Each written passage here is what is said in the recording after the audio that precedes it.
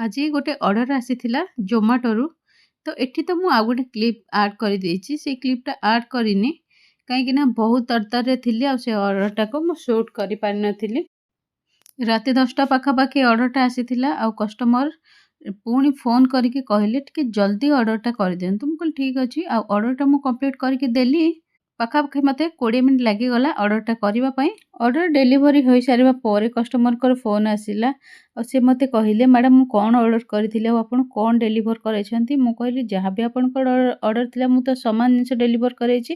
ମୁଁ ବି ଆଶ୍ଚର୍ଯ୍ୟ ହେଇଗଲି ଆଉ ପୁଣି ଥରେ କନଫର୍ମ କରିବା ପାଇଁ ଆପ୍‌ରେ ଯାଇ ଚେକ୍ କଲି। ଆଉ ଦେଖିଲି ହଁ ଠିକ୍ ଅଛି, ମୋର ତ ଡେଲିଭରି ମୁଁ ଠିକ୍ କରାଇଛି। ସେ କହିଲେ, "ମୁଁ ତ ଆଲୁ ପୁରୀ ଅର୍ଡ଼ର କରିଥିଲି।" ମୁଁ କହିଲି, "ନା, ଆପଣ ଟିକେ ଚେକ୍ କରନ୍ତୁ।" ଆଉ ତାଙ୍କର ଅର୍ଡ଼ର ଥିଲା ଆଲୁ ପରାଠାର। ଆଉ ମୁଁ ଆଲୁ ପରାଠା ହିଁ ଡେଲିଭର କରାଇଥିଲି। ଆଉ ତ କଷ୍ଟମରଙ୍କର ଫୋନ୍ ଆସିଲାନି। କିନ୍ତୁ ହଁ, ବେଳେବେଳେ ଏମିତି କନଫ୍ୟୁଜନ୍ ହେଇଯାଏ।